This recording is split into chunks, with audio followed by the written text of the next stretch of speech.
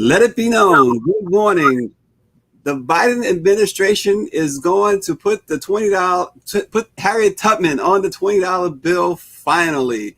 Also, this week is a big week for the National Newspaper Publishers Association and the Black Press of America. It is Midwinter Conference, Midwinter Training Conference week. We got a lot of goodies this week, and everybody is invited. It's free. www.virtualnmpa2021.com is the website where you go and sign up. But right now, we start with the great Hank Aaron, a tribute to the baseball legend. And we bring in Dr. Benjamin Chavis, our president and CEO, to discuss. Dr. Chavis, good morning. Good morning. How are you, Stacey? And to the Black Press of America, we give our greetings on another historic week for the Black Press, for Black America, for people of African descent all over the world, and for all of humanity. Oh, absolutely, Dr. Chavis. And it's always good to be side by side with the boss. So back, thank you. Dr. Chavis, on April the 8th, 1974, baseball legend Henry Hank Aaron broke an all-time record set by Babe Ruth, the home run record. And he did so under some serious racist circumstances, a lot of death threats. As we see there, that is number 715 against the Dodgers, against pitcher Al Downing, in which Henry Aaron had received a lot of death threats and a lot of hate, even from his teammates. And that right there, Dr. Chavis, those two fans being able to get up close to him as he rounded second base, always disturbed me all these years later. But that's not what we're talking about exactly today. Well, what we're talking about is the great Henry Aaron, who wound up with 755 home runs over his career. Babe Ruth, of course, had 714. Dr. Chavis, he was also an activist. He was an unabashed pro-Black. He was from Mobile, Alabama. Can you tell us a little bit about Henry Hank Aaron? Well, thank you very much. It's a pleasure to have personally met Hank Aaron over the years. He not only was an outstanding and unprecedented baseball player, a hitter, but he was also a civil rights leader. He was a strong supporter of the Reverend Dr. Martin Luther King Jr. and the Southern Christian Leadership Conference. When I met Hank Aaron, I was with the United Church of Christ Commission for Racial Justice, as well as later with the NAACP. Hank Aaron was a strong supporter on the field as well as in the community at large.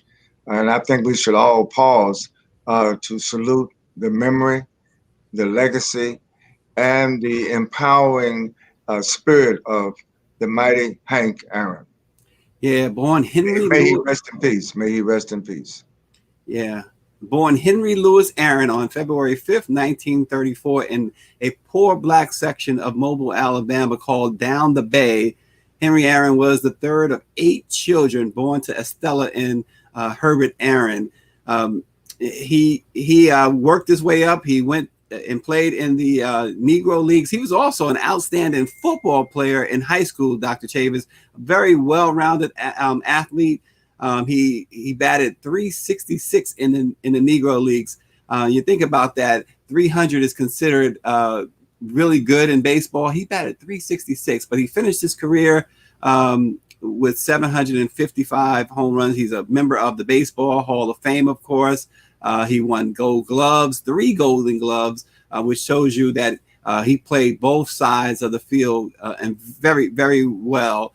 And he arguably his best season was 1957, where he hit .322, 44 home runs, 132 RBIs to capture the National League's Most Valuable Player award. And he led the Braves to their first World Series championship since 1914. So Henry Aaron was a leader on the field. And as you mentioned, Dr. Chavis, off the field. And it's sorry to see another legend go this week.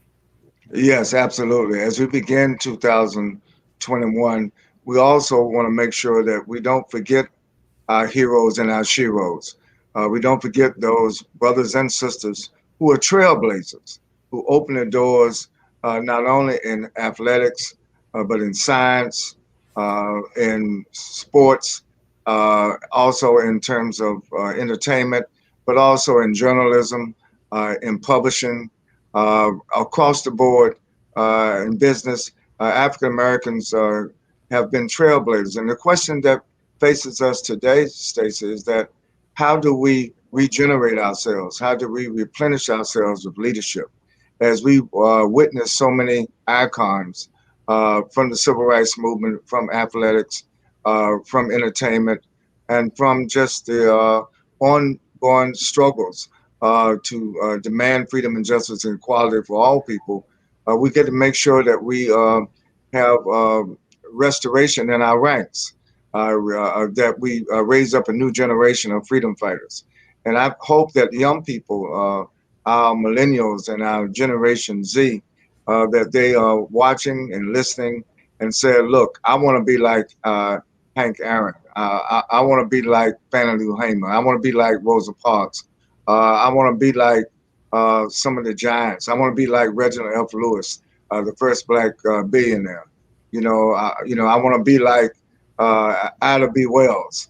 I want to be like Frederick Douglass. I want to be like all of our heroes and sheroes. And so as we salute and remember and pay our respects to the Aaron family, we just want to publicly say that we're so grateful that God has blessed us with a living legend up until he passed away, the great and the mighty Hank Aaron. I remember, Stacey, that day he hit that home run to break Babe Ruth's record.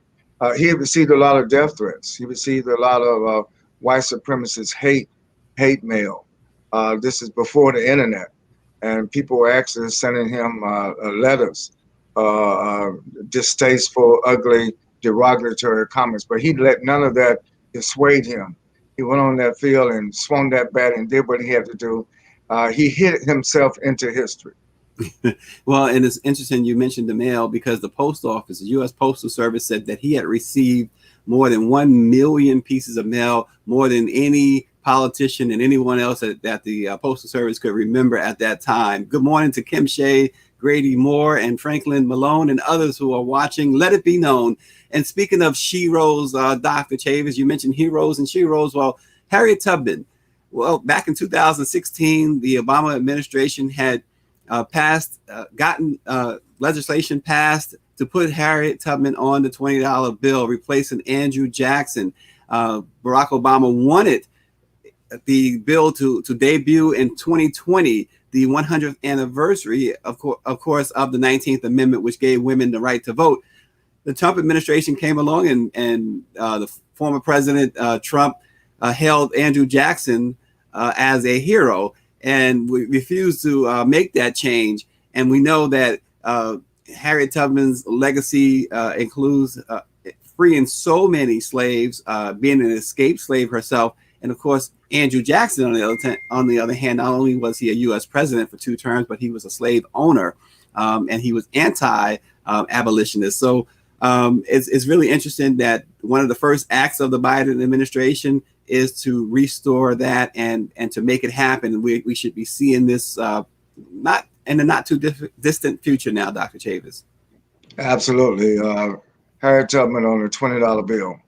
And I think that it is fitting. I'm so proud of the Biden-Harris administration. The NMPA, we're nonpartisan, but we have to call it like it is.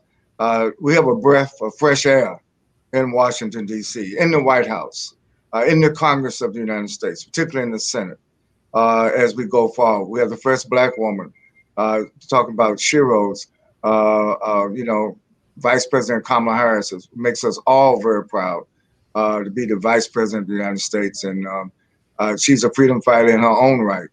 So, yes, we're thankful that the Biden administration is going to go forward. We're putting Harriet Tubman's image on every $20 bill that's produced in the United States of America. As soon as that day comes, I'm going to cash what money I got to make sure I get some of them $20 bills. Be great. Yeah, and the NMPA's General Counsel Scott Bolden had written an editorial in 2019 about Harriet Tubman being on the $20 bill, And in part, this is his argument. He says, did she not personify American ideals at the risk of her own life? As a Black woman in antebellum times, she was vulnerable to capture, prison, assault, or lynching. But did she falter? Did she not refuse to kneel to any man or any king? Did she not fight for freedom against overwhelming odds? Are these not the qualities we hold dear in our American heroes? Some serious writing there by attorney Scott Bolden, Dr. Chavis. Absolutely. We have an eloquent, he's not only one of the best lawyers, and that's why he's the general counsel of the National Newspaper Publishers Association, Scott Bolden, but he's also an eloquent poet, an eloquent writer, and we appreciate his words in tribute to Harriet Tubman. Yeah, and so there's a few steps remaining, apparently, with the Biden Harriet Tubman $20 bill before it becomes reality. But it appears that because it's done so early in this administration, it'll get done. President Biden is not taking any chances on let this thing sit any longer. So some welcome news out of Washington, and again, some welcome news out of the Biden-Harris administration. Dr. Chavis, a big week. Virtual NNPA 2021.com is the website everyone can go to register for the National Newspaper Publishers Association's Midwinter Training Conference. There's a lot going on. In fact, I know you guys start actually tomorrow with your board meetings, but Thursday, everything really kicks off. The Black Press of America will have its Midwinter Training Conference. Again, Dr. Chavis, remind people what to expect. Thank you very much. At 11 a.m. on Thursday, January the 28th, and on Friday, January the 29th at 11 a.m. Eastern Time, which would be 10 a.m. Central Time, which would be 8 a.m. Pacific Time. Go to the website that's listed on the site. Please register. It's free. We just want to add you to our database. And tell all your family and friends to tune in to the virtual NNPA 2021 Midwinter Training Conference. And we thank the Honorable Karen Carter Richards, our chair. We thank all of our executive committee members. We thank our board of directors of the NNPA as we move forward for our first virtual national conference of the year. And we have a great lineup of workshops. We're going to have a special message from the CDC, from Dr. Lieberg, a distinguished African-American research physician, medical scholar. She'll be speaking on behalf of the CDC, the Center for Disease Control, about the COVID-19. Of course, the theme of the Midwinter Conference is the Black Press of America, the challenges, the opportunities and responsibilities, even under the COVID-19 pandemic. So we have to still, Tracy, make sure, Stacey, make sure that our people continue to wash their hands, wear their masks, and social distancing. We've heard about all the different variants now that are coming out, some more contagious than others, and some are right here in the United States. They announced yesterday different variants, one from Brazil, one from the UK. And so people, I don't want everybody to let their guard down. This virus is still very much dangerous. And that's what one of the topics that we're going to be addressing at the Midwinter Conference. And then there's a special rare heart disease, Stacey, that affects African Americans, ATTR-CM. It's a special rare heart disease. And I just spoke to Dr. Bill Pickard yesterday from Michigan, a multi-millionaire brother who discovered that he had it. And when he saw Don Cheney is going to speak on behalf of Pfizer and on behalf of the NNPA at our Midwinter Conference, he said, please, a lot of African Americans have this rare heart disease, Stacey, but are not aware of it. A lot of doctors that give people their physical exams are not aware of it. So it's something we need to pay attention to. It disproportionately impacts African Americans, this rare heart disease. Like sickle cell is a rare disease that affects African Americans disproportionately. And we're thankful for the partnership with Pfizer. We're thankful for the partnership with General Motors. We're thankful for the partnership with Reynolds American, and of course with the Bill and Melinda Gates Foundation. And we're going to be listing all the different sponsors. We've got some great entertainment. The mighty Stephanie Mills is going to perform during the NMPA Midwinter Conference. And there'll be others, entertainers as well. So we have great information for our publishers on how to increase their digital advertising, as well as what is going on in the world of advertising. We're also going to hear from Zillow about what is going on in real estate. So it's going to be power-packed Midwinter Conference, and we want everybody to please register today. So when Thursday at 11 o'clock Eastern Time comes, you'll be ready to witness and to participate in our Midwinter Training Conference. Yeah, it's interesting.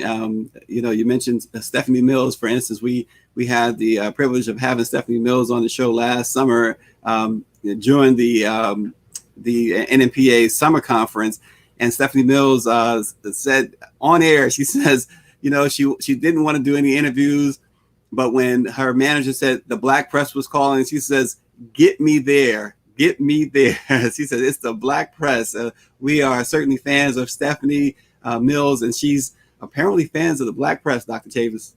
Yes. Again, and once she found out we were having a Midwinter Conference, she was first in line, said, "Look, I'm going to sing for the Black Press of America." And we are so pleased that her management and that she made the effort to be with us at our Midwinter Training Conference. I want to give a shout out to Terry Jones, who is the chair of the NMPA Convention and Events Planning Committee, working with the executive committee of the NMPA led by Karen Carter Richards. And of course, our distinguished executive administrator, Claudette Perry. All of them worked hard to put this Midwinter Conference together. And it's going to be a tribute to the black press, but also it's going to talk about some of the challenges that we face because of COVID-19 and the challenges that Black America face overall. But again, remember how we started the program, Stacey.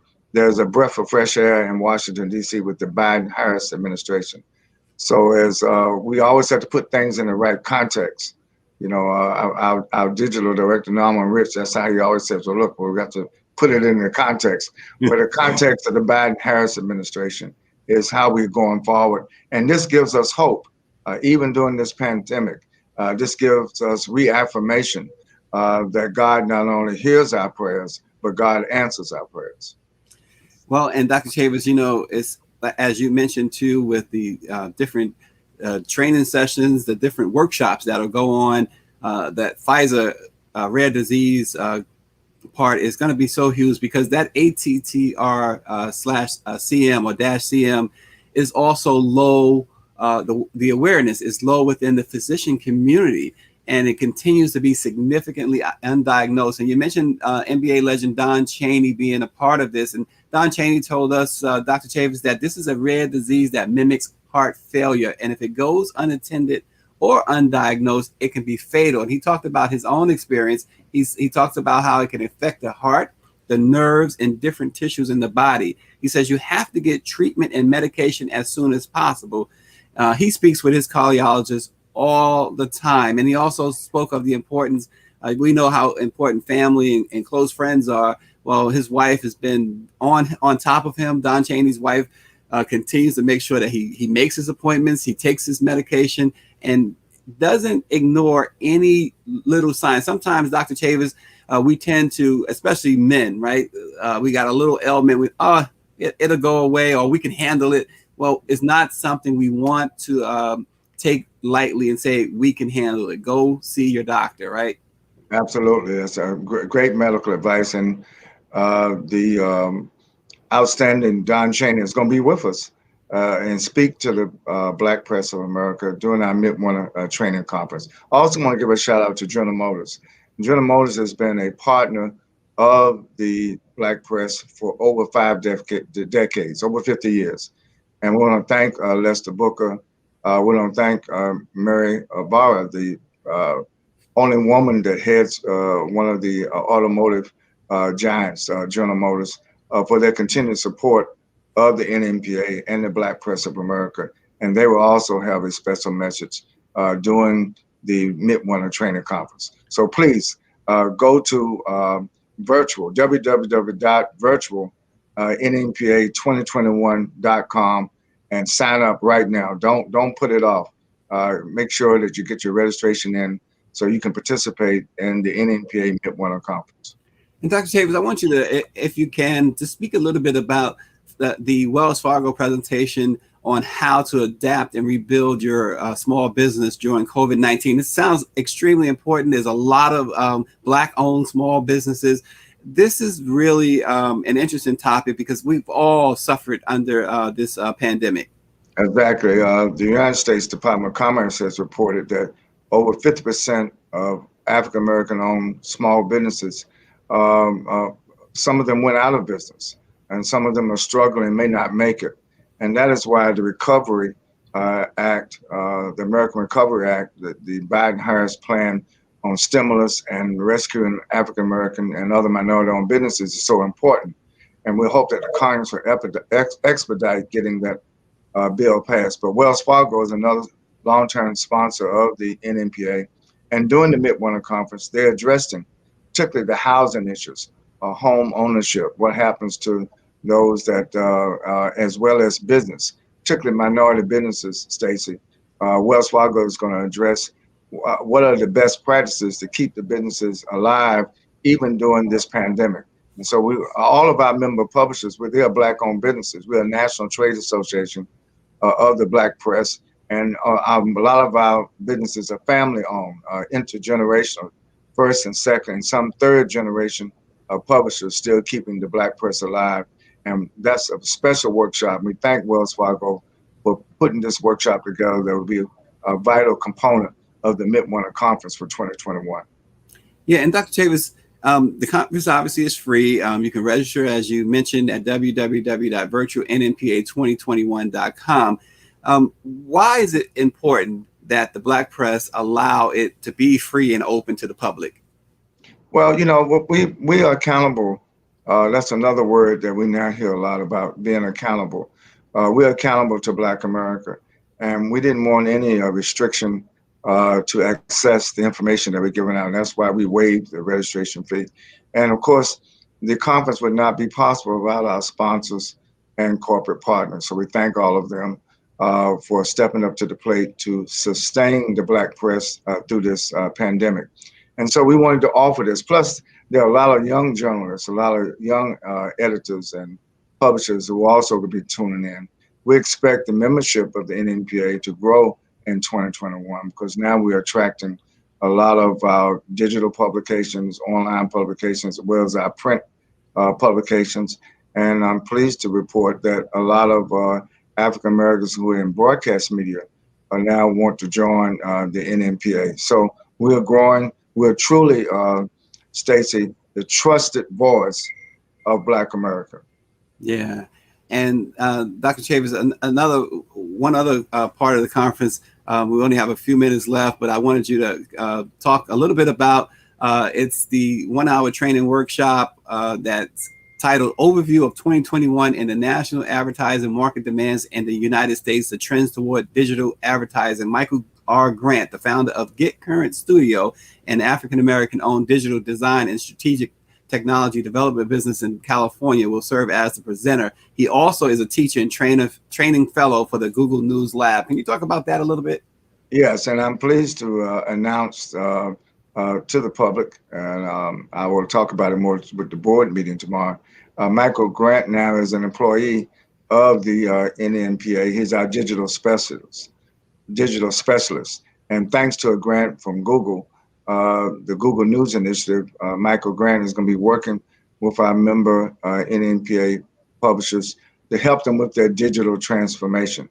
And it's good to have a brother with such expertise, not only out there for contract services, but now for the next 6-9 months, he's going to be a full-time employee of the NNPA, focused on the digital transformation of our publications so we can generate more revenue. At the end of the day, the way you sustain a business is to generate revenue on what you produce and what you distribute and what you have to offer our community to help improve the quality of life. And there's no more important thing than to get the information out And so we have to print and distribute and post our information in multiple formats. Certainly, we're going to continue to print our newspapers. But to complement the print, we're now moving toward the digital transformation. Michael Grant is a leader in that, and he's going to be helping publishers, and he'll be making a very good presentation. During the first workshop is going to be led actually by Michael Grant. So please, those of you who are listening, register, sign up, don't delay, participate, and witness the 2021 Midwinter Conference, training conference by the NEPA. Our virtual conference begins this week. Yeah, and a special, very special programming note about tomorrow's Let It Be Known.